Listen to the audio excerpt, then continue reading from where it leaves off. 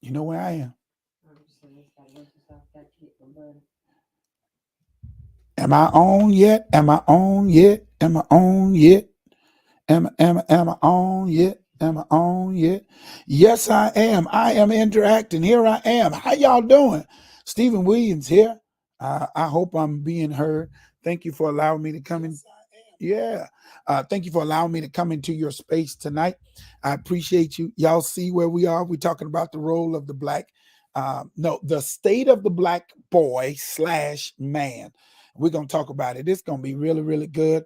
The thing is telling me I'm having trouble going live, and I'm looking at myself live, and I'm live and in color. I don't know what that thing is talking about.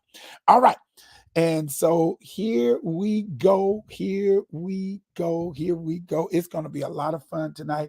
I have Dr. James McRavion, my friend. We laugh a lot on here online during the course of our week, but we're going to talk about the state of the black boy / man. I want you to get your information and let's talk about it because this comes off of, I wanted to have this conversation off of the heels of Martin Luther King, the Martin Luther King weekend.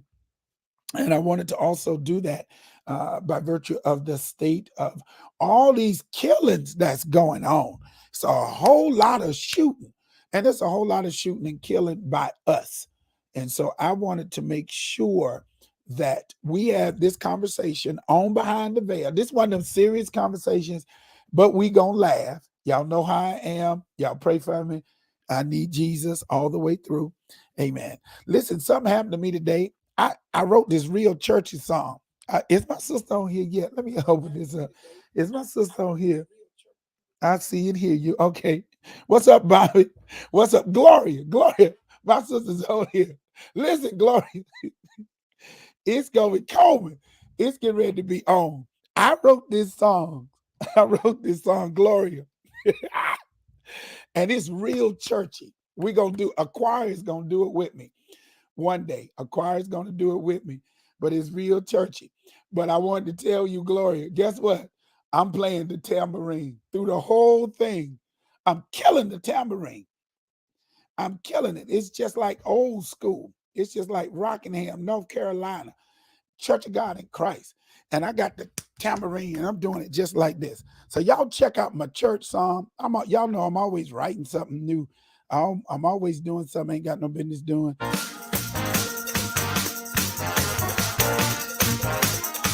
many of you know God is? Come on, Cannon. Come on, put your hands together. Get Gloria tambourine.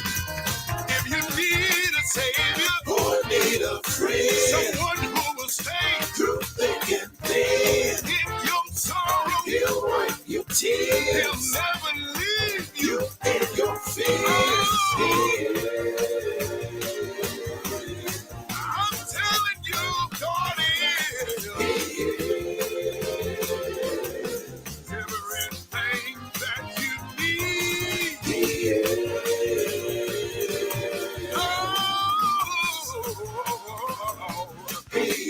I'm playing this tambourine, McRavion. Come on, if you need a savior, Or need a friend, someone who will stay through thick and thin, if you're in your sorrow, he'll wipe your he'll tears never leave you. and your fears. He's everything that you need. This is He's church. the one that can supply your needs. Marcella. He's our one. This is how we sing in the Pentecostal church. Everything in between. Oh, if you need a healer To bring you through, when you're in trouble, he'll fight for you, when the enemy comes, he'll lift you high. he'll tell your story. Goodbye. God will do it. Yes, He will. He will calm the raging sea in your life. Y'all better put on your church shoes.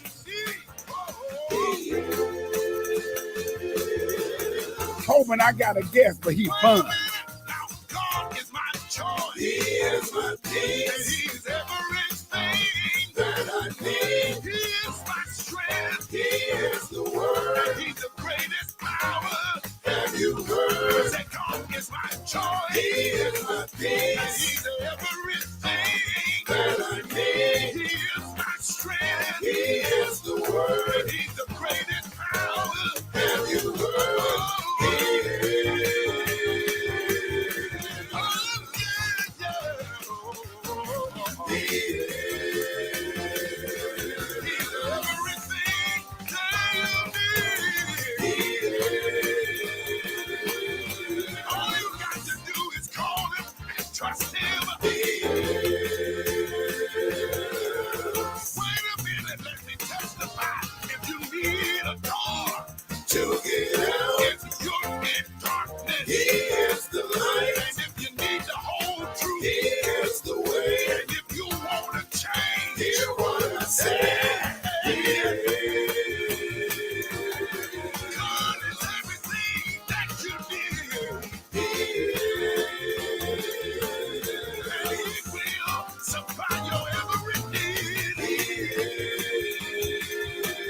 You can trust Him and depend on Him. Oh, I'm Pentecostal. yeah.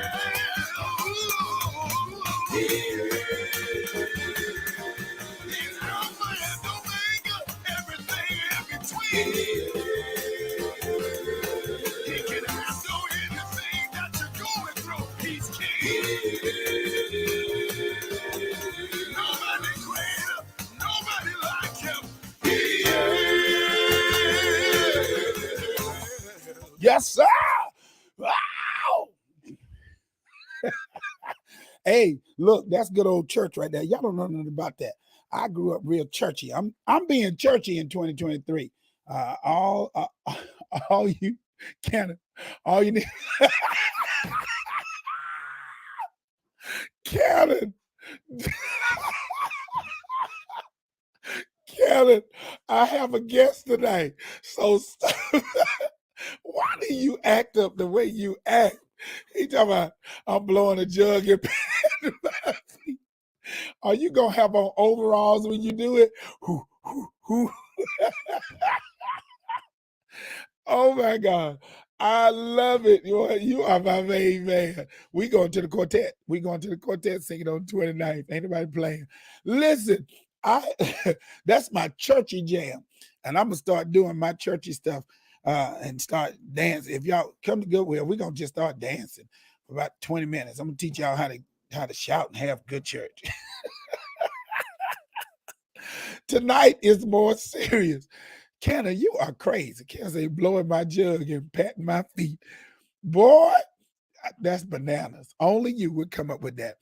First of all, McRavion is coming in, and we're going to talk a little bit, McRavion, before we get to the state of the black man. I'm bringing him in now. I'm going to bring him in now, and then we're going to talk. This is my guest, my friend. Y'all seen him on here, Dr. James McRavion. How are you, sir? Hello, sir. Hello, sir. Doing great. Well, good. The first thing, though, we want to talk about is them Cowboys. First of all, let's bring them up. Let's go ahead and get this out the way. Dak had a good game.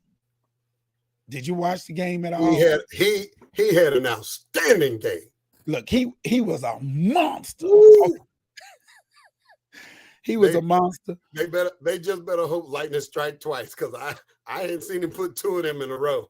Listen, he better put two of them in a row if for this weekend. But we pulling for Dak. We've been praying for him. He's been on the prayer list. Uh-oh. We put him on. We put Dak on the prayer list, and look like the prayers worked this week. We're gonna put him on last week, so we're gonna put him on next week coming up and see if our prayers work. If Dak will submit to the power of the Holy Ghost, then maybe he can play good one more time. One more time.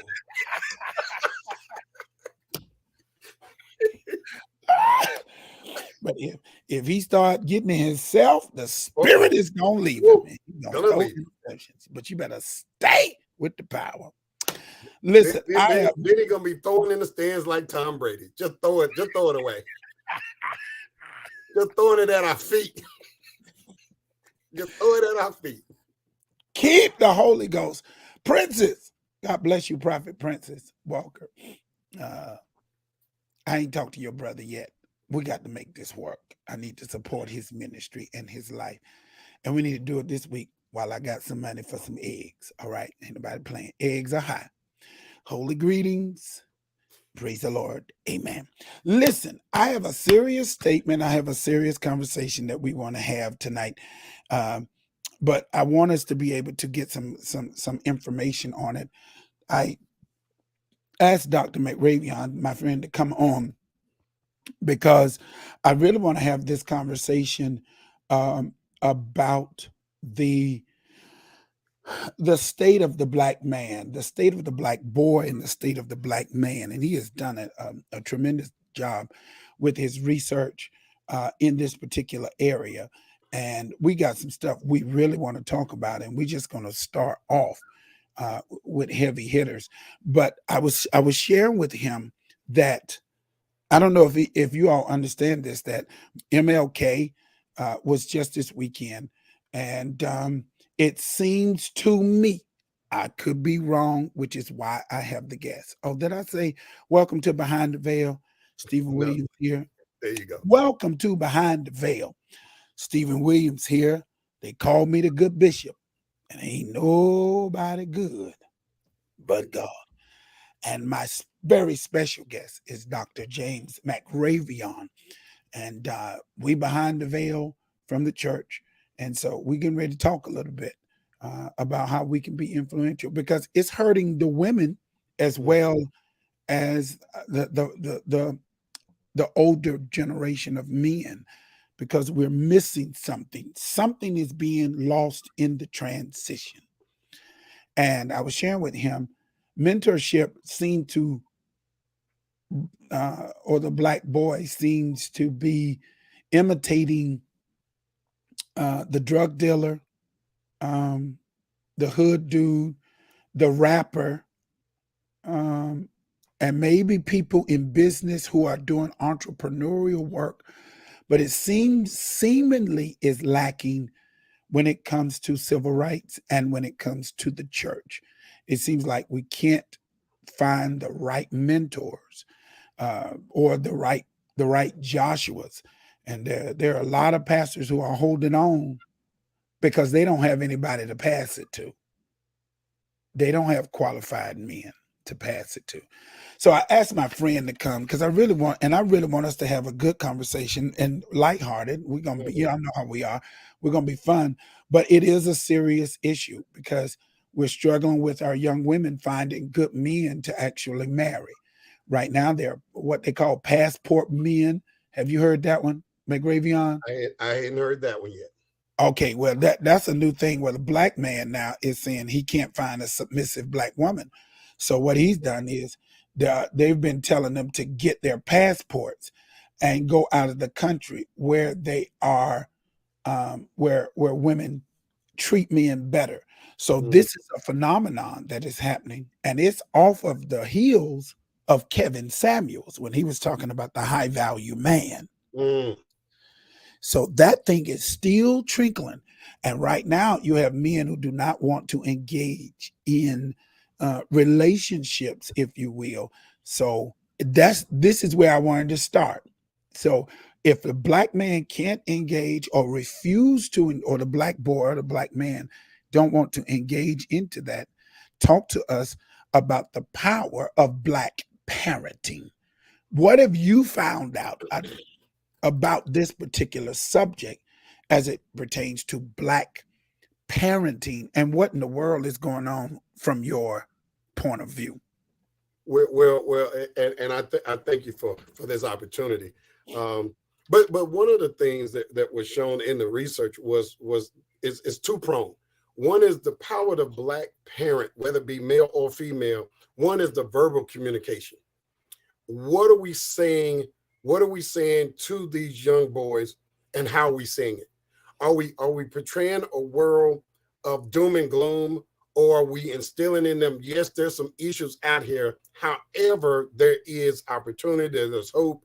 Because when we paint with a broad brush that everything is against them, and the police and the community and jobs, and when we paint that everything is against them, you've just taken all the hope out of them. There's nothing for them to hope for. So if it's that bad, then why even try? Then why try? The second prong to that is the virtual depiction associated with the Black parent. And so the data shows that when Black men, boys, and males see a hardworking, respectable, and responsible parent, they gravitate towards those qualities. I had a lot of men in my study who said even though they went to the military after high school, they did their adjustment to even in the military was easier because their father and their mother had already instilled qualities of following orders, doing chores, being responsible. So therefore, the skill sets were already there. So the transition wasn't as hard, even going to the military, because they saw it growing up. And so some of the things, whether it's verbal or nonverbal, our communications, what are we communicating in our households as parents? Because we're the first line. We're the first line. We send them to school, we send them out in the world, we send them to the military, wherever they're going from our house. So what are the signals that we're sending, whether it be verbal or visual? What are we sending? Well, let me ask another question. What should we? Because we can only communicate, as I understand it. Okay. As I'm dialoguing and thinking about this, as smart and as educated as I am, or think I am, how about that? Mm-hmm. I'm still communicating what life has been communicated to me. You know what I mean? Okay. Well, one of the things that we talk about a lot in research is lived experiences. Lived experiences, no matter what's going on, is that lived experience that implants and imprints memories on us. So what are we doing to put them into another arena to implant and imprint another memory? So yes, you might grow up, and we talked about, I don't have street credit from the hood. I got some project credit, but I don't have the street credit from the hood. Hey, we talked about that, and we were laughing. And I told him I got project cred, Gloria, but it's only in the country. I don't have new. So I don't have that street credit. But the thing that you have to realize is if we take them to another environment, show them another environment, show them something other than what they see on the news. Because if we as adults, if we inundate ourselves with nothing but news and news stories, we'll think the only thing that's happening out here are shootings and killings, and they are horrific. But if we look at them per scale, based on population, are we allowing what we're seeing on Facebook and on the news, because news loves sensationalism, but are we allowing what we're seeing on the news to distort our perspective of, and making general statements, and like 6 people killed, horrific. That's tragic. But do we put that as the face and the statistics of our culture? Because when we tell that to our young people, right? I think we do, because what we see, what's being shown to us. Cause look, in all actuality, mm-hmm. Even when I see a group of them, I lock. I mean, I have a fan, because what I'm finding out is that it used to be a respect that they wouldn't disrespect their own kind. That's right. But now it seems like all bets are off. Yeah. Like you can be a target at any given time. So when I see 4, 3, 4, 5 of them, I get very aware. I become crucially aware Now it's the same concept. If I see 4 or 5 Hispanics, or if I see a group of anybody, Right. I get on target, because this younger generation doesn't seem to have the respect for humanity that I grew up with. But anyway, I'm gonna let you keep going. And that's a valid point. But I think it goes back to what we were discussing about the caring aspect. When these young people become desensitized to violence and desensitized to things that let's make this analogy. When I went to the military, it wasn't until I was trained that I could kill that a line was crossed to say I can take a life. Right. I can take a life, and therefore now it doesn't mean as much to me before that line was broken. So with these young people, if that line is broken, and they've seen shootings, they've seen people die, they've seen their friends die, they aren't as sensitized. So therefore, they know a number of people who's gone to prison, come out and glorify it. So and so's back on the block and he did, be it him. And so it's glorified what they do. So therefore, they don't really look at the ramifications of their actions because it's being glorified in another aspect. So therefore, this person went to prison and came out, and they talk about it in such a way that is a cakewalk. Oh man, yeah, I did this. But for us, we look at it and say, oh no, I can't go to jail. I ain't built like that. I can't go to jail. I'm not built. And so therefore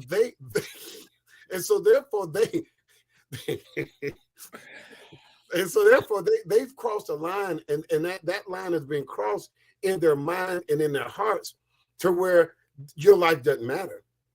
Your possessions doesn't matter. You know, the things that would keep us from saying, well, I got a family to go home to. I have a house I got to pay for. Things that would keep us from saying, I have too much to lose. What do they have to lose? Yeah, but I think so. I want to get back to this the power of Black parenting, because TD Jake said something. Pastor Broderick Sings is in here, so I know if he stays in, we getting ready to have some good conversation. TD Jake said something that has caused some alarm, and I want to get back to Princess Walker's, Prophetess Princess, because she says it's difficult to submit to a man that doesn't submit to God. That's a crucial point, and I don't want to. I'm going to tackle that. But Jake said something that has created a stir, because he was telling the woman, and they backlashed at him. He was telling the woman, he was like, look, stop saying you so strong. Stop saying you don't need me. You have your money. You have your car. You have your career. You doing what you're doing. But when you create this narrative that the man is not necessary, what's happening is, and this is what triggered me, he said, we are breaking down the Black family. It no longer is in exist mode. It feels like we are in complete self mode with IG, with Facebook, with dating. I ain't doing it no more. I'm not making any more sacrifice. I'm not yielding myself. I'm going to do things my way.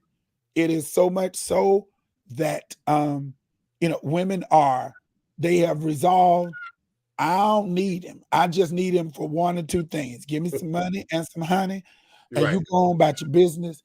I don't want to be in a real relationship. I don't want that. Because their roles seem to have changed. It seems like the woman now has the man's role of running in the street. But the point of the conversation was the Black family now is being broken down. Like there is no, and I don't want to talk about it from my perspective. I need to talk about it from a 30-year-old, the 35-year-old who's actually creating family. And I know it's not everybody, but I'm just saying that's the narrative that's out there right now about Black parenting. That's what That's what I. Well, That's what. well, if we go back to the question that was just asked about, I think the young lady said Prophetess that, Princess right. Walker. Okay, so the submitting to God, to the man that does not submit to God, going along with what Bishop just said, that TD Jakes said. But if we, but how? Okay, we want the man to submit to God, but are we willing to submit to the man? Because if women are going to be so strong, and one of the things that I had to deal with even in the research was how men feel demasculated by women who take away and seek to take away their authority and their power. So if there's going to be a power struggle in the house, there's a power struggle on his job, there's a power struggle within how he's viewed in the community. He's not going to fight all of those fronts. At some point, he has to be able to come home and somebody's not fighting with him. And I understand the what we're seeing about, he needs to honor God and be under God. But can women do the same? Can you be under God and not when he's just right, but when he makes a mistake? Can you build him up, or do you tear that down? Do you make that one issue who he is in his totality? And we're all we all miss the mark, and we all have something we're working on. But do you take that one thing that he's working on, and it's almost like he's not even saved anymore? It's almost like he's not even, a man after God's own heart. So how far do we take that one issue? Yeah, but I want to go back to what you just said, because this is getting ready. Y'all just getting ready to get deep. Wait a minute. Y'all know me, my sister. I'm a clown. Watch this. Watch this. Watch this. Watch this. I struggle. I'm not built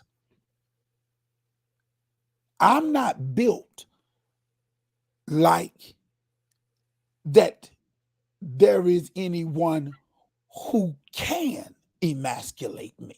Mm-hmm. Yeah, because when we say the man says, the woman feels like he's being emasculated, I'm not built that way. Because if you try to emasculate me, I'm going to show you exactly how much man I am. And so I don't have, I hear men say that, and I start struggling, because I'm like, so how did she do that? To me, here is that problem with that communication. That problem with that communication for me is that feels less than a man to me. Mm-hmm. I wasn't brought up that you can take my masculinity. There ain't nothing you can do. Even if I make a mistake, I'm one of those dudes. If I made a mistake, I'm big enough to own the mistake, but I'm not going to let you beat me over the mistake. So, but I know I'm a different breed. Right. Because there are men who feel like, oh, she makes more money. And I'll be like, oh, great. Go on and make your money. Please take these bills. How about split them, since you make all the money? Split the But going back to what you were saying about the passport. But yeah. there are a section of men There are sections. And here's something that I think all Black men have to at some point in their life, they have to come to this realization. Your issues isn't her problems. Now that is true. Your Coleman, issues this is a good point, Coleman. Isn't her problems. Yeah. At some point, you got to seek counseling for yourself. At some point, you got to start trying to work on what your own issues are. No one else can be responsible for your healing but you. So I think it goes back to what you were saying about someone can't take from me what I know that I am. And so when I'm healed, when I'm whole, when I'm healthy mentally, that you can't touch that. But there are men who are still struggling with lived experiences from childhood that they've never got counseling about. Yeah. And so everything that comes against them hurts them. And then even the more, once they start trying to change, that process hurts, because now they got to relive it, and now they got to get it out. And so this is a process that the woman has to say, do I want to stick around for this process, because how long is that going to take for this Right. guy to get to the point of, can I let that go? Whatever happened to me, can I let that go? Because that's dealing with trust issues, because they don't trust because of what happened to them when they were young. I don't trust you. Are you going to do me like what I seen my mama do my dad? There's so many facets that make up these men to where it's easier to walk away than to deal with the issue. Now, here comes a statement. Now, Coleman makes an interesting statement. Society has taught women to be masculine. I agree, society has, but I also, Coleman, believe that it is the failure of the man to be able to do his part. And that leads me into Broderick Sings. He said there was once a time when the culture of our environment dictated our roles as male and female, husband to wife, parents to child. And I agree 1000% that the roles have been changed. We are changing the roles, and now people do not know how. They don't know which role they should really, really play. And that's, I don't know what your study finds, but I do know that it's flipping. The roles are flipping. Right. And I'm trying to I started late and started over and got a little daughter, God bless her heart. And so she getting old school role reversals. You know, I walk on the outside of the street. So I don't know what this young man is gonna do. You know, I'm trying to teach her those principles. You know, you tell me the truth. I cover you. You know what I fight for you. Right. And you don't have that with everyone. No, you're not gonna show all your goods. That's not what you want to do. That's right. But if you go to TikTok, if you go to IG, which I'm gonna have to get off IG too. IG, look, I done already done almost got off Facebook because it's just too much. IG is about to be too much. I do less looking at foolery, and it's just, and then now TikTok is the same way, and it keeps us from doing business. But that's a whole nother subject for a whole nother day. But the roles have Well, changed. well, Talk to well, well, well, you know what? And there's 4 institutions Let's that talk. that are at the bottom or the base or foundation that establishes norms within our culture: family, education, religion, and media. All right, let's talk about it. Wait a minute, hold on.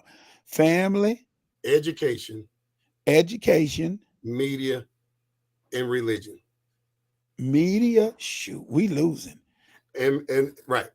And And religion. and religion. And so when you start having shifts in those 4 institutions, some of the things that I even talk to my students about are how we see different things projected on commercials. Because when I was growing up, even Dick Van Dyke and Lucy and Ricky, even though they were married, you did not see a king or queen size bed in their bedroom. They had 2 twin beds. So there wasn't even this image put in your mind that they were sleeping together because of the norms and values that were trying to be portrayed in that show. But now the media shows stuff that you have to say, am I on HBO? Is this Cinemax? Is this pay-per-view? I mean, there's nothing left to the imagination. And so Right. when we start allowing institutions to break down norms and values, and even in families, we have to go out there, but when we start looking at 2 fathers and 2 mamas, and when you start looking at norms and values that's shifting, we have to just look at the institutions and how those institutions are shifting. And so therefore we go back to the norms and values that we grew up with are changing. And I'm not saying, this right and wrong. I'm just saying we have to acknowledge the shift that we see going on in society. Boy, he is Dr. James McRavion. I am Stephen Williams. Let me just say this. I ain't no hate, but biblically, when you can justify it, come talk to me. So when we see that shift, That's when right. we get back to what the pastor just said, that there's a changing in the norms and values. The Right. way that we were created, we have to look at, and there again, I go back to what are our children watching in the media, on these shows, on Instagram, and what are they being inundated by that now is becoming normalized? Now it's Gotcha. normal. Yeah. Oh yeah. We are being desensitized Right. to the roles. That's right. And so we are struggling now trying to have an identity. I'm coming to you, bro.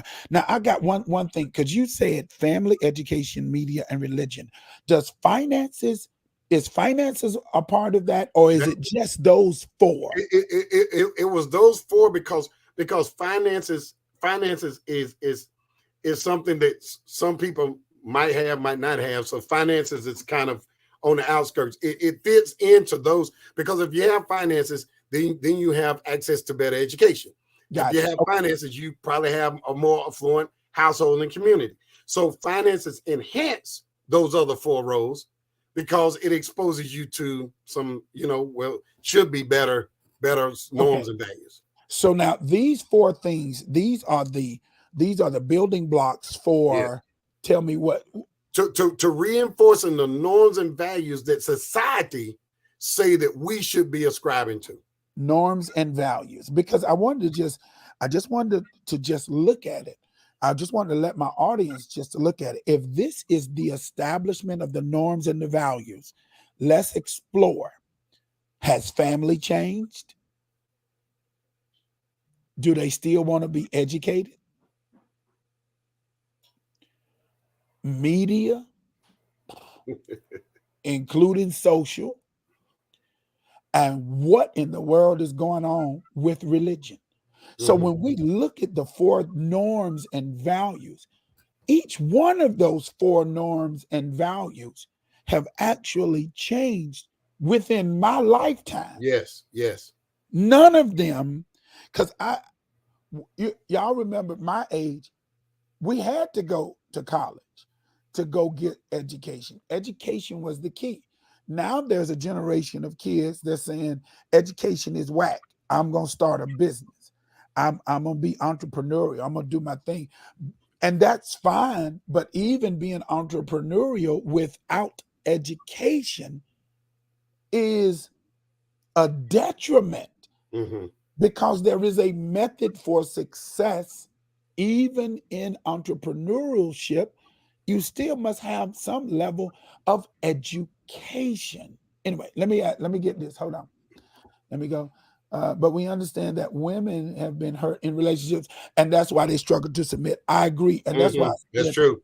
Demands, we haven't held up our end of the bargain. So it's difficult for you all to trust that we're going to do it. Seems like as the world moved forward with modern technology, I think that's what women tend to be more in tune with this progression, whereas men often tap out at a certain educational level. Therefore, he can be left behind, leaving the women without any capability for success and healthy relationships. All right, let's talk about that. What say ye, doctor? Wait, but and this is this is good. This is good because what happens is a lot of times when women or men, when they leave their communities and they go off to school, the natural resources that they would have been, they don't take it back to the community. So now the pool that women have to select from is no longer in that community. So if the women that are still there didn't go off to college, because now whoever this brother is he looking for college educated? What is he looking for? And so now we have this unbalanced thing going on to where now and the comment about, to me, women have been hurt. Hurting people hurt people. Oh yeah. Listen, a lot of times men gain titles to cover up for deficiencies. Listen.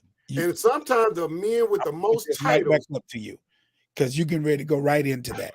I think the doctor's perspective on counseling is spot on, because you're getting ready to talk about having Right. titles but not dealing with Listen, whatever the issues are. what it is what, as men, we present. How do we present? I present very well. We present well on Facebook because all you see is that picture in our best light, living our best life on Facebook. But how we living the other 300 something days of the year? Are we well adjusted for ourselves? And so a lot of times they'll see titles, they're a doctor and they're an entrepreneur, they had their own business, ooh, they had a big house. But we all know, well, to a large part, when people have a lot of things and they just got to go and I got to get some more, are they ever satisfied? What is ever going to, so even if you have the most beautiful woman, the beautiful wife, even on women, you can have the best man bodybuilder, but are you ever going to be set? Is there something inside of you that is void and empty that can't be satisfied? Because you're always wanting more. I need more. And then the man will feel, well, you need more and that's all I can give, or the woman will feel, I've given you all I can give you and you need more. But there's this, I think we're in this culture where it's all about access. I got to get more. We're never satisfied. At a certain level, shouldn't we level off and say, you know what, I'm good? And I think we spoke about that. Sometimes we're in our 40s and 50s and 60s before we get to that point of I'm good. But look at all the years that we were challenging our mate. We were challenging everything because we weren't good, because we weren't satisfied. Yeah, when you trigger that, I mean, because and Dr. Coleman said something, and I agree with you, Cannon, on this one. Media does run at this point. Media, yes. And more specifically, social media, yes, right now runs the world, because it's the new TikTok, it's the new dance, it's the new who fell down, it's the new laughing point. It has really overtaken regular news. right. Social media now has even taken over that concept. But Bishop, why is it? Because regular news, on a large part, they are bound by governing bodies to try to find out the story. They have to have credibility. They got to research it. TikTok and the other media, you can put anything on there. You can put it on there and it just runs. Listen, because they say the problem is people want everything that they see. I agree with that. I agree. And you have to know when it's not feasible for you. And like I laugh in my house. I have fallen in love. I gained some weight and now I'm losing some weight, but I have fallen in love with jumpsuits, right? And so my wife, she gets on me all the time. She was like, every day I went and bought Adidas different colors. So I pick out a different color every day. And she said, is that all you gonna wear? And I said, yep, that's all. Yep. Why? Because this is what I'm comfortable in, and I'm okay that I don't have to look apart for anybody. But it took me a long time to get to this point, to not have to get everything that I see or take everything that is presented to me. Because you're looking at people who are beautiful, and it's like, and that's not enough. You know what I'm saying? You're looking at a guy who's working and he's providing, but to a woman, that's not enough. I got to have somebody else who's got more. And then you got, I was laughing about this. They were showing something on TikTok, and this is probably not, but I was like, you won't shape. I was like, you looking at it. I'm looking at a shape. I ain't no sense of me looking at a, right. I mean, why do you have to? We're in this more generation, whatever.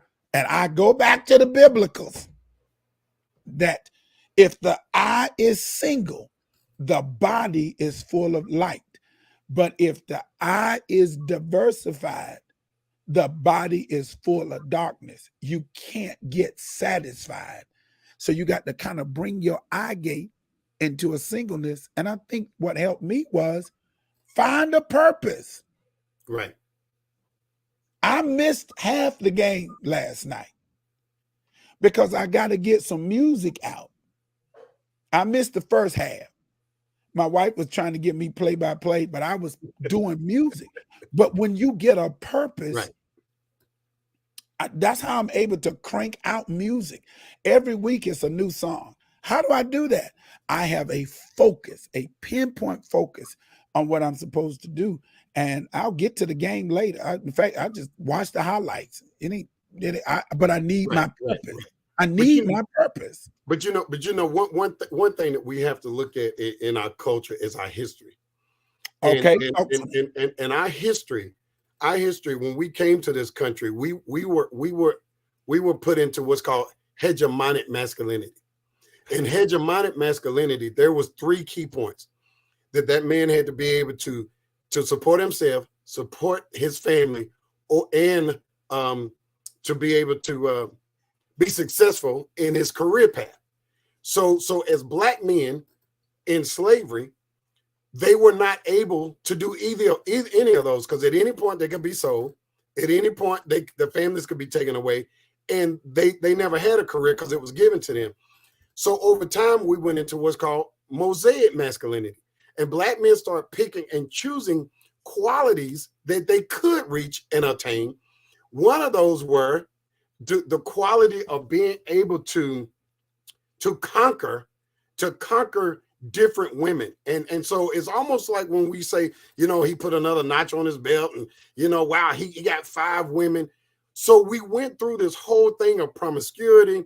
After emancipation, there was all of the reins were taken off. And so the whole culture almost went wild, because you didn't have to stay with the family. You could just go.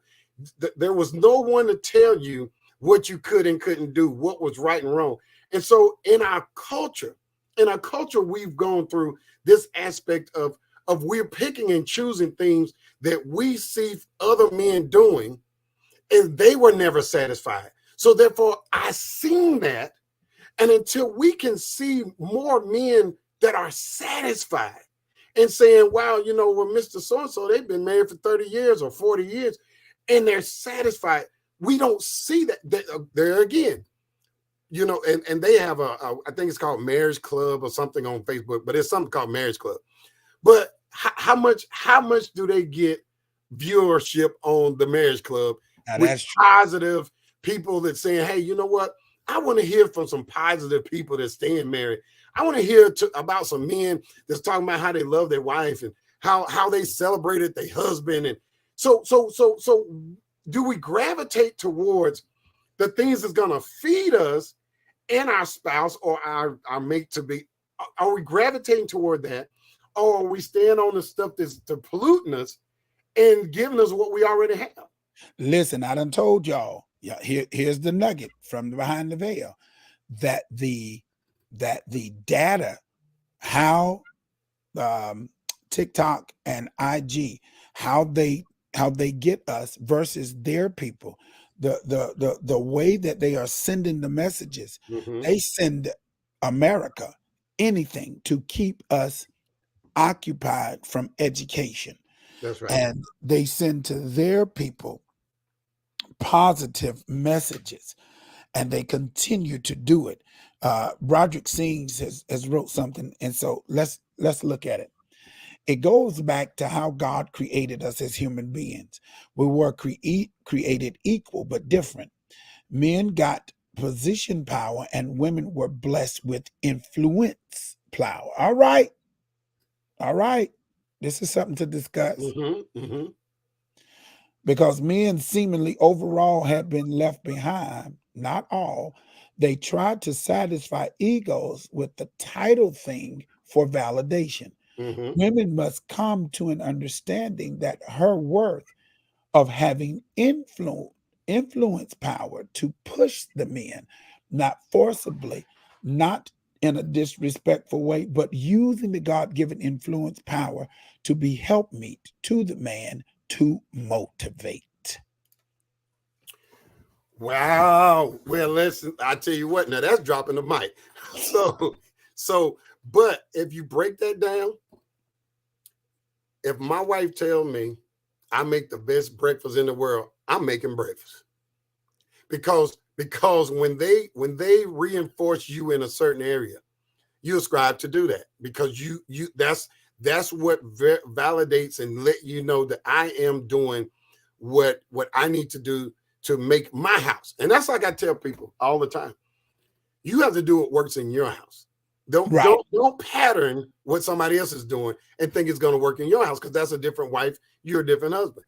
And so don't, and that's one thing that I think we have to do. Stop telling the man what so-and-so husband do, because that's not your husband. And that's a different man. And same thing for the husband. Stop saying what so-and-so's wife is doing, because that's not your wife. Your wife is in your house. And so we have to look at, how can I get you? When I used to do real estate, they used to tell us all the time, we can have the same piece of property, but the value of that property depends on what can be put on it. Is it more valuable to put a house on it, a condominium, or a parking lot? So what's more valuable in your house? Is it more valuable to you to say X, Y, and Z? Are you going to get the most productivity, the most reward, the most feedback based on what you're getting ready to say, based on what you're getting ready to do? How are you positioning your value in your house? That's good. Now that's good. And we have to learn how to do that through the influence. And I like the fact that we've been given the position, she's been given the influence. Influence. That's right. That's right. Yeah. But both of them have a power dynamic. Certainly. But we have to exercise them in a way, because you can say something because you can say it, but is it going to produce the fruit that you want to have? Right. And I think we need to understand that once you know your position, and the wife understands her roles for influence, then then you're both you're doing something powerful. Listen, here is a question. Martin Luther King, in his speech, the drum major instinct, talked about the ego of every person and how it is the prominent driver in our earthly walk. Talk to me about what you think about that, if you know anything about that, and the ego of every person and how it is the prominent driver in our earthly walk.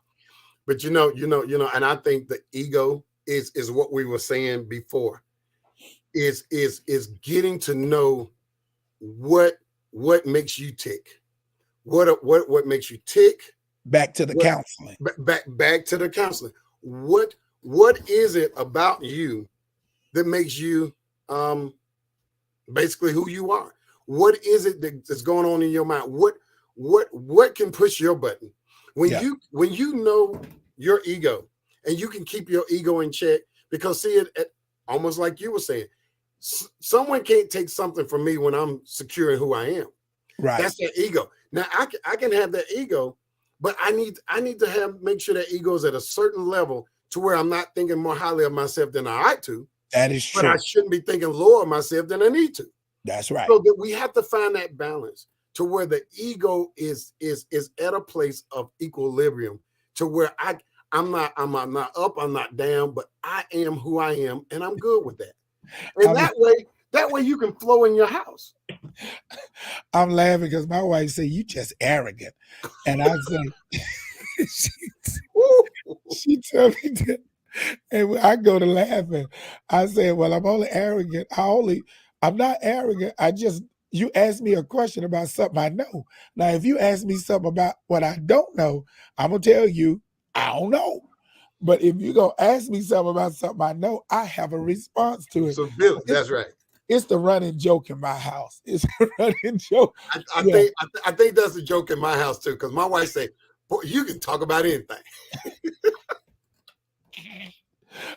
Look, my wife asked me something the other day, and I said, "I don't know." And I ain't have nothing else to say about it. I ain't have nothing, because I didn't know. I hadn't studied it. I don't know. I wish I could remember what it was, but all I had was, I don't know. And but now just in what you just said, do you know how long it take some men just to get to that point? Because saying I don't know takes something away from some men, because it's almost that I'm giving something up when I say I don't know. I And got you. so their It, ego, back to it the ego, interferes with the is your ego and ego at a masculinity. point of what they call emotional intelligence, to where I know emotionally I can balance myself to where I don't have to get upset. I'm not going to lose nothing if I say I don't know. But that's a process. All of this is a process. Whether Yeah. we're talking young boys, old men, middle age, it's all a process. And we have a lot of people masquerading that they're healthy and whole, but they're empty and demented in their minds. Yeah. And if you say anything to them, it'll set them off. And you're like, whoa, what just happened? Because you just touched that part of who they are that isn't comfortable with where they are. Now I'm getting ready to mess up this whole broadcast. I'm getting ready to mess up the broadcast because Cannon makes a statement. Cannon said, we as men need to be great communicators. We need to be better. Oh, Lord Jesus, have mercy on my soul. What I'm about to say. Uh-oh. Jesus Christ. But the guy that most people did not like, okay, his name was Kevin Samuels. Kevin Samuels said something when I was listening to him. He's very harsh, very brash, very egotistical, rude, all of that. I agree. But Kevin said something in some of the things that he was trying to say is one of the reasons why men are not great communicators is because we've not been given the opportunity to speak truth to women. We've not been able to tell them truth. And so here is the case in point. Like if she says, honey, do I look fat in this? And let's say she has gained some weight. We then in our mind have been processed not to convey the truth. Honey, am I this? We've been processed that. And so it makes it so that the communication then becomes disingenuous. And then when you have two people who are afraid to tell truth to their partner, now the communication piece is at an all-time low. And that's what causes disruption with the Black family, to me, because you're not able to really convey real truth. And for men, we have to be careful, at least in my house. I have to be careful, and I'm trying to get better at how I say a thing, because it can come off differently. And I'm having to she's teaching me facial expressions, Right. because sometimes I can do a face and I don't even realize it is a facial expression. And she'll say, well, why you have to say it like that? And I'm thinking, well, how did I say it? And so what that does is it causes me then to be a slow responder. I respond very slowly. But I think what Kevin Samuels was saying, we have been trained not to be able to tell truth, which is why he was brash. But he was telling truth to some of the women who were saying, you want a guy who makes $500,000, but you got three children by three different fathers, and you are 35 and you've already lived your life and you've done what you need to do. And now you want to come and you want to take his resources. And now he's saying, well, no, because I have options, because there's another lady out there who's 30 with no children. So I don't have to do that. And I think he started empowering people. And as they say, he started empowering broke men to be able to speak their mind. And we need to get better at communicating peace, build up, because not only does the man need to be built up, but also that woman needs to be built up. And I'm trying to do a better job of that, just trying to build myself, but you make yourself cautious because you can't say everything. And that's what's happening right now in relationships. But if we go back to the power of the Black parenting, Yes. if we go back to that, if we go with how many Black men were raised by Black moms without a father figure, That's true. what was his communication with his mother?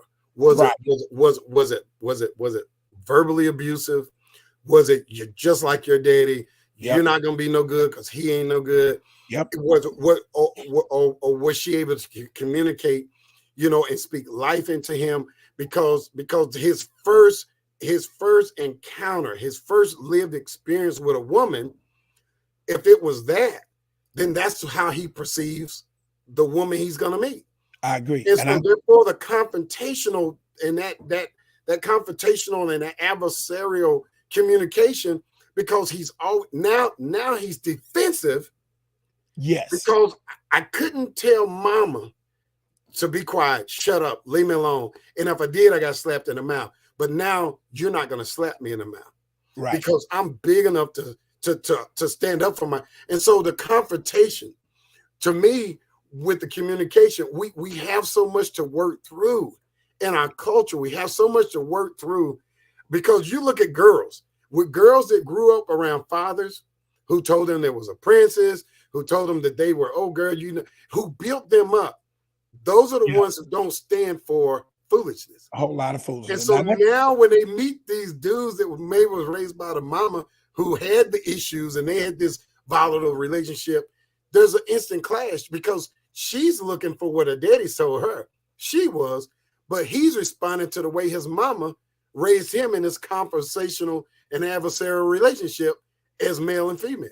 Yeah, listen, and everybody on here is chiming in, because when some parents, some mamas said you acting just, when you start doing that, you acting just like your daddy, Right. and my sister's over here, and I declare my mama had some issues with me. Lewis, I left your thing up because we need to find out the love language for our relationships. Yes. But I declare my mama was somewhere mad at me because I reminded her of her love. I acted just like him. I was, preacher, musician, and wasn't gonna just do it her way. I was gonna do it my way, and then I wasn't gonna be sad when I did it. Because it's hard to break. That's just the way we were brought up, and we have to. And I'm the first one to admit I've got to get better at this thing called communicating. You got to get better at it, because if you don't, Cynthia, we're telling the truth. Not telling the truth is a choice. Men and women both do it, but we do it somehow to maintain the relationship, to make sure that it is not volatile, because of what you just said. If you say something and I become defensive, now we're in straight argument mode over something that we don't even know about. And she don't know why you're so defensive, because you have not communicated. And what Lewis said, I wanted to chime in on that, because what Lewis is saying, if we took time to learn and make that our communication, I'm going to communicate with you about what your love language are. And I think it was Chapman who wrote the book, The 5 Love Languages. And so if we look at the 5 love languages, because if somebody's love language is words of affirmation and you're buying them flowers, okay, then you're upset because you don't get the response that you thought you was going to get because you spent $40 for these flowers.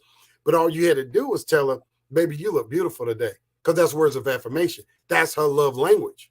Right. So, but let me go back to that. So when we talk about that book, and I wanted to ask somebody who was more educated than I was, that would be you. It seems to me that the book in practice, I'm not sure if the author meant it that way. Okay. It seems to me that the book is skewed to know her love language, as if the man does not have a love language. So let me preface that, because I wanted to say, do we do we need a love language or do we need respect?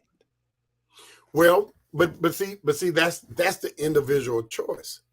And so when I read the book, and my wife and I, we actually read the book, and you have to define your love language. And I think to me, it was written to where when I read it, I got out of it and said, hey, that's me. And it wasn't until I was able to say, hey, this is me, that then we could start prioritizing that aspect of what the other person needed in that area. And sometimes you can have a mixture of one or two love languages. But it's the conversation that's the most important thing that you're having, because that conversation of sharing one another and being open to saying, hey, you know what, this doesn't make me happy, or this makes me feel good. And but that's what the communication of the love languages, to me, allow you to have on both sides. Yeah, Princess says it should go both ways. Ron says, men, let's read more books, because this is a Yes. part of that challenge. Yes. We need to become Yes. a little bit more educated with that. And Coleman says you can learn it and do it, but it really doesn't work for everybody, because you have to want to receive. That's it. You have to want to get better. And that's on both sides of this coin. When I first started, that was one of the things that I was talking about, is no one is responsible for your healing but you. No one is responsible for your emotions but you. Yeah. And so we have to get to a point where I'm okay just being who I am. Now, the other person can enhance the way I feel, but they shouldn't control how I feel. And I think that becomes a crucial point, because I think we want to be defined. I think a lot of people want everybody else to do the work that you have to do. You need to do individually. It's some hard work. It's some hard You work. need to do it individually and be comfortable with your Right. skin. Be comfortable. I'm comfortable with one of my ears is cricket. One of them head is cricket, something like that. One of them is cricket, but it's my ear. But I grew up with big ears. My head finally caught up with my ears. I had ears like Mr. Spock, right? And I said, now y'all wish y'all had them ears. I can hear God better than y'all can hear God. Boy, Go on now. I be laughing now. I said, that's why I got these big old ears. But that whole notion, I feel like, I need a new nose. I need a new sinus. Something. I need to fix all that, snatch that out, and get me a new nose. That's what I want. I want to get me one of them little thin noses, like Michael. And I'm gonna cut this off right here and make it square. And put a dimple. I want to put a dimple right there. I am not messing with that.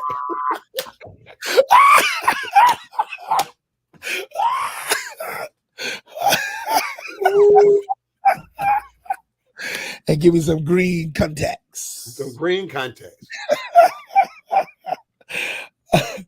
Oh, Lord Jesus. I love it. I love it. I mean, I'm just saying that's just the way that it is. But I'm comfortable in how he made me. And I had to get to that point of being comfortable with who I was and not let somebody else define that. Because if you leave that up to some people, man, people will, they'll take advantage of it. Yeah, Cannon, it's my left ear. It's my left ear. It stick out a little bit. When I get a little bit more money, I'm gonna pin that joker. I'm gonna pin it back. I'm gonna pin it in so it won't stick out when I get a little bit more money. But right now I ain't got enough of my money. In fact, y'all want to send me a cash app, I'll do it. I'll fix and get my face and all that good stuff. No, but I'm just saying I'm still going to be comfortable with who I am, but I think we allow other people to try to define us. We have just gone all off what we were supposed to be talking about. Very quickly, tell me about all aspect of All Eyes on Me, because we did not get into the mentorship. Well, listen, that was one of the key aspects of the research, because the participants were leaders in the community, and what they were saying was that all eyes was on them because they held up and they became the status of the whole culture. whether it was viewed by the white people or African Americans, but everybody looked at them as that they were the only ones that could hold up the mantle. And so that is important for us to know, to me, that there's always someone looking at us. Whether we know them or not, they know us. And are we setting the example that can influence the next generation to where we know it or not? When we're out, when we're doing things, are we being respectful to our wives? Are we being respectful to the waiter or the waitress? Are we being respectful to where if a young man at another table seen us, they can say, oh, wow, they handled that really good. Or do they see us fly off the handle and they say, well, that's how you're supposed to handle a dispute. So what are we doing to help the next generation when we say all eyes are on us? Because we're going to be a role model, whether we want to or not. Now, it can be good or bad, but you're going to be a role model. And I want you to talk about that, because I think what people miss, both male and female, more specifically Black. Let me just deal with that. I'm not African American. I'm Black. I'm Black America. You don't realize that you are somebody's example. That's right. Somebody is looking at you from afar. They may not be up close. Right. But you better know, and you don't just have to be the good bishop. And they're not. Right. I tell people, my church, McRavion, is not full, not because I can't preach, not because I can't sing. It's because the people they see are not reflective of the word I taught. All right. I got scripture. Sheep begat sheep. Sheep, that's right. Because you have to know you are the role model. If it doesn't work for you, why should I hook up with what you are doing if it doesn't work for you? Right. Why would I want to have a marriage like yours if I know y'all don't like each other? That's right. Or you are not supportive of each other? Why should I do that? And I think people miss it because they think just having a title, makes them, oh, you're the role model. Because I know we talked about the aspect of the Black male pastor, but you got to understand, Sister so-and-so who's sitting in the corner, you too are an example. That's right. That's right. You play a role model. Somebody loves you. Everybody will not listen to me. And we're not. I don't have everybody's voice, but they can come and support you in what they're doing because you are a role model. And when you play both sides, this is what I'm trying to convince people. I would rather you not talk big about how much you love God and how much you in the corner and how much you got Jesus on your forehead. I would rather you not talk that big than talk that big and be a walking contradiction. Right. I was raised in a church in my 20s, and the pastor, he made a statement that stuck with me all these years. He said, and I just came into the ministry, and he said, I see that you get amazed by people with this vast knowledge and they can quote scriptures. He said, never be amazed by the person who can quote a lot of scripture. He said, be amazed by the person that lived the one or two scriptures that they know. Listen to me. And this is how the Lord has me on my fast. I'm a student of the Bible. And so I have studied every book. All right. I've studied every book, and I got those power verses in Genesis, and I know the stories. And the Lord said, I don't need you to know more stories. What I need you to do is I need you to read these scriptures that I'm telling you. And I want you to stay in it a whole week until you can work the text out. If you can't work out that chapter, stay in that chapter until what's in that chapter gets in you, because you quoting too many things, but you're not able to see the magnitude of who I am and I'm in the simplest of things. Y'all know I usually don't be talking Jesus and stuff on behind the veil. You got to talk to me Right. tomorrow. But I think it's important when it talks about all eyes are on you. You must understand that not only is the black male pastor a role model, all eyes are on us. And we have it on Sunday morning. We do. Hmm. But McRavion is not a pastor of a church per se, but you must know when you walk in the room, That's right. you too big not to be seen. But let me look at what can, because and Cannon, that whether they like it or not, they are being watched. I'm going to show you how you can empower someone and they don't even have a title. And this sometimes we miss. I think we miss, just like the Pharisees and Sadducees miss who Jesus really was. Sometimes we can miss people in their truest nature that can help us the most because we're looking at the outside. When I was a youth pastor in Charlotte, I was in one of the challenging neighborhoods, but I had a mentor program with these little boys. Okay, so I'm not in the neighborhood at 8:30 at night. So I got the guys on the corner, that were just hanging out. And I said, hey, look, guys, these little boys right here, I'm trying to get them on the straight and narrow at school. When it get 8:30, can y'all just send them home for me? And they said, oh, yeah, preacher man, we can do that. But what did I do? I went to them because they had something to offer. Yeah. We have to start seeing what people have to offer instead of what they look like. Yeah. And they don't have no title. They didn't have no title, but they were human. They in humanity. And when we start taking away people's humanity because we're at such a level, because they don't have a title, but they can still be used. They were my most prominent advocates in that community because I respected them and I showed them respect. And I told them, I said, listen, I've never been tempted by beer. You don't have to put your beer can down because I walk up. I mean, that was never my thing. And so I respected who they were. I didn't try to change them. Right. But I went and I showed them Christ and the character of Christ walking amongst them. They saw me trying to help these boys. They saw me, and if they needed something, hey, what do y'all need? But that's where we have to get to when we start talking about role models. We have to empower people that's not in the church, that they can be a role model, even with the beer can in their hand. Can you tell little Johnny it was wrong for him to beat up Junebug?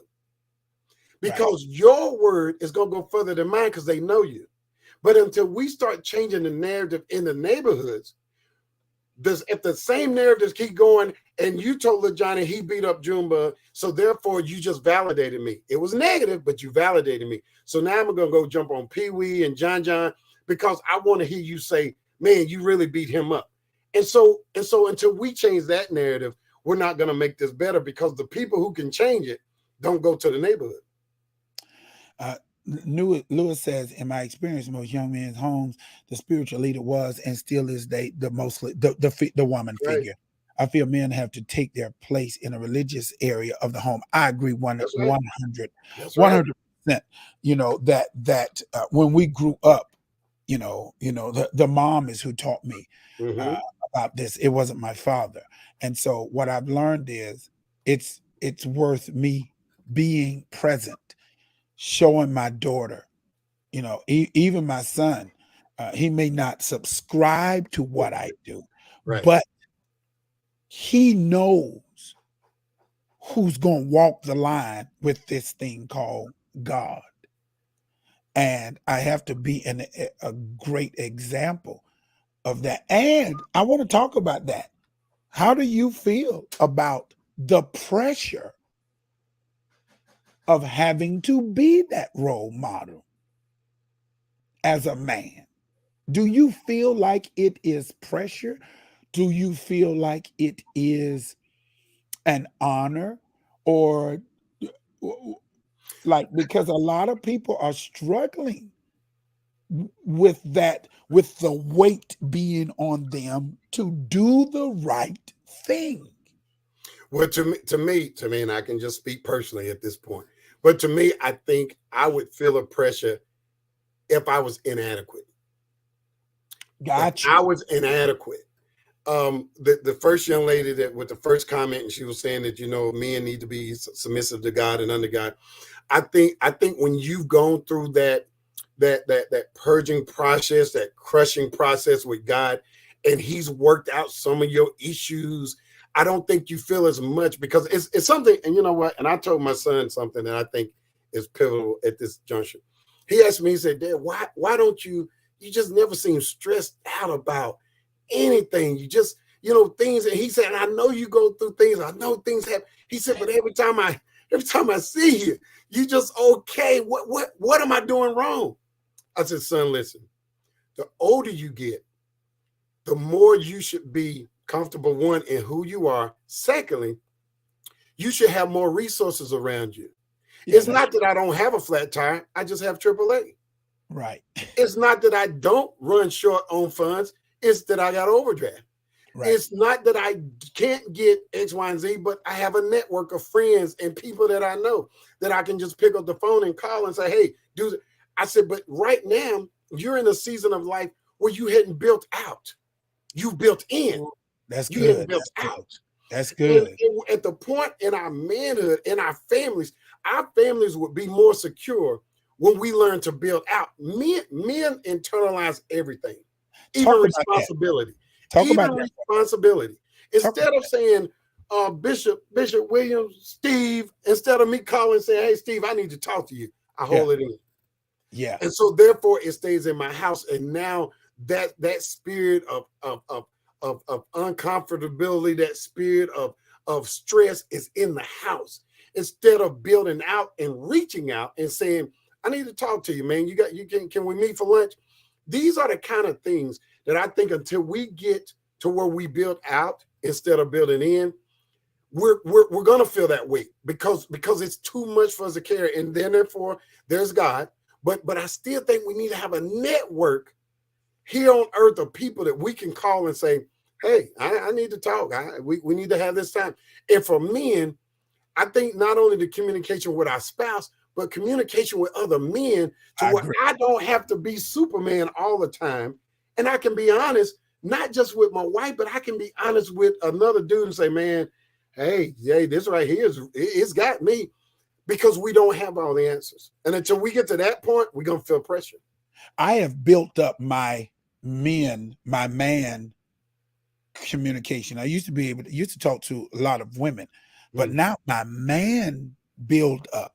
And I'm finding out that my brothers are needful and necessary for my strength, for my laughter, for just understanding.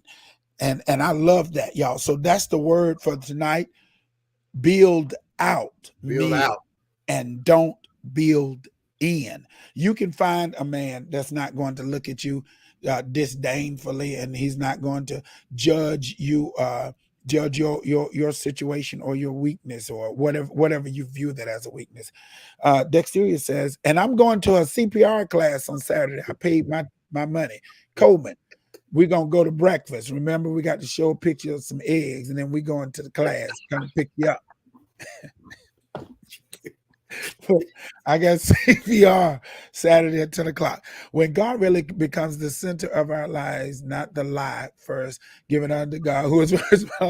Remember the words get into the brain, meditating on the word gets into the heart and soul. The title can't cash your check. Just be you and true to God, and don't forget where and what we were doing when he found us. That is good. We must sow that particular seed. I think it's more pressure if you don't have a role model for yourself. Yes, Cannon. That's the problem. But that's the building out. That's the building out. When we should, and see, listen, as men, the little boy inside of you should have seen somebody by now that you should be able to go up to them and say, you know what, sir, I really like your personality, your walk. You know, would you mind if I talk to you from time to time? Go and seek out. When Elijah told Elijah, look, I ain't leaving you. I'm gonna stay right here. No. I want that mantle. I want a double portion. When we see that double portion in another man, go to them and say, no, you know what? I think you somebody I need to stick with, and I'm gonna stick here because I think it's a reward in my life if you're in it. Yeah. And I say this, a lot of people choose me to be their leader, but they don't understand. I also choose them. Right. Not only are they submitted to me, but I am then submitted to them. They will not understand how much I look at their lives. Anytime God is going to send somebody to me, God is not sending people to me for me to just pour. Right. He never sends. He didn't send McRavion to say, "Oh, I need to be with Williams, man," because Williams, I see myself in Williams. No, Williams sees that if McRavion has been placed in my life, then there is something in McRavion that helps build me. Mitchell and I talk all the time, and we just kind of found each other the last 10 years. I think he was on here. He may be off now, but and you won't believe how much we just communicate. We just communicate. We talk about it. We share, but it's not just one-sided. He don't just get from me. I have to get from him. And I've had to realize when God sends people, especially men in my life, that they are there for a reason. Cynthia makes a great point here. A man can make two choices. Yes, who was raised without a father, to grow up and be like their absent father or not. My son made the choice not to be an absent father, even though his father was absent. I did the same thing. I decided to choose to stay because I knew what the pain was. If we keep holding stuff in and one day it finally comes out, everything starts running together and we don't make any sense. Listen, and we also do this thing like that man tried to, I don't know what's going on where people are just killing their families. What Yeah. in the world? Please go talk to somebody. Y'all call McRavion. Y'all call him first. Uh-oh. Call him first. Bishop, so you're really going to face that? Yes, you better know it. Gonna have some eggs. I'm taking Coben out for breakfast Saturday. I'm taking him out.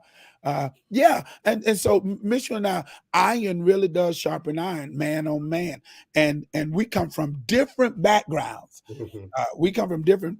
We come from the same spiritual ideology, but we have different administrations on how we do that. His pastor, had guns and told people off and stuff like that.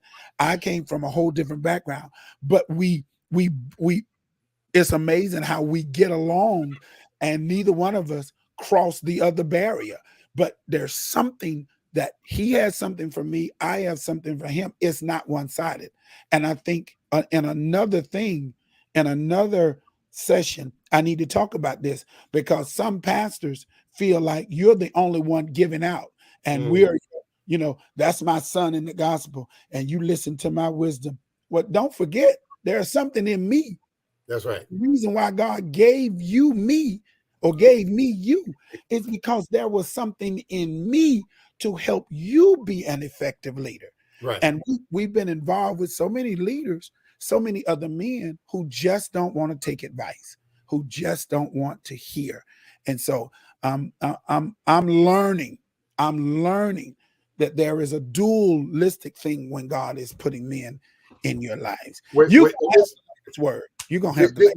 this is the last thing I guess because what I would challenge men is when you have. Let me see how I want to preface this.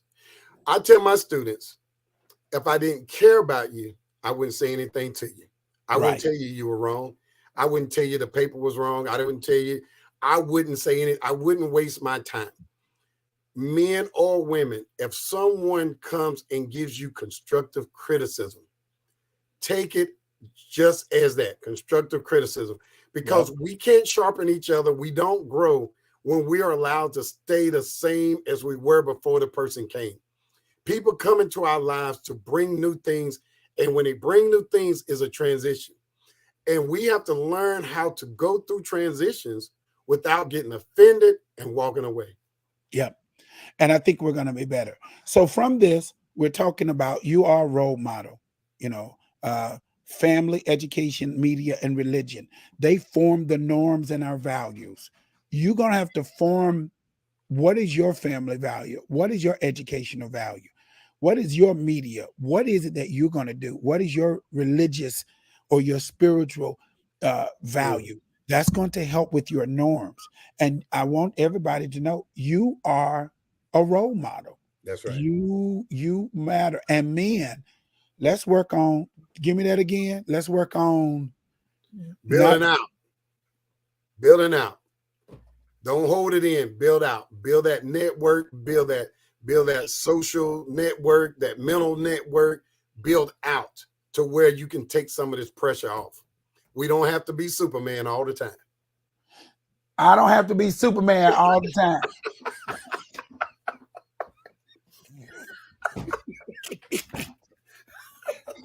Uh-oh. My wife just rolling her eyes at me. I am not Superman. What? Close. Your closest thing to it. Listen, I'm doing the best I can to be a better. Y'all, thank you so much. McRavion, I've taken enough time. Thank you, Faith. It's a pleasure. It's a pleasure. To share his knowledge even the more. We got to keep having these conversations because we've got to keep building our manhood, redefining it, defining it, understanding our role, making sure we secure the family. My responsibility in my crazy mind is to be a husband. It is to band them. It is to stretch. And that's what we do. We have to figure it out. We got to kind of pay. You know, I'm old school, so I make sure I try to take care of what I need to take care of as a man, so my family does not have to do that. But I'm equipped for that, and I'm the better. McRavion, as always. Yes, sir. These are just private conversations that we had publicly. I love this man. Bless you, my brother. Man, I love him. Listen, thank y'all so much for joining me tonight on Behind the Veil. Me and my friend, Dr. James McRavion. He has been on Behind the Veil. I'm Stephen Williams. They call me the good bishop. And ain't nobody good but God. Let's keep on doing it. We love you guys. Until next week. It'll be us next week. I don't have no guests, so we'll be back. All right. See y'all next time. Bye-bye. Both day and night. He thinks good thoughts of us to bring us to our expected end. I believe it. Yes, he does. In every situation we face, I know with him we will win. Yes, we will. He is the Lord of all and sees everything. I declare unto you, he's the King of kings. Oh, yes. He knows our needs and never leaves us high. All we got to do is lean on him and always abide. Come on, y'all. Say, thanks good thoughts of us to bring us to our expected end. He's gonna bring us to our expected end. Yes, sir. In every situation we face, I know with him we will win. I gotta go, y'all. Gonna win. Till the next time.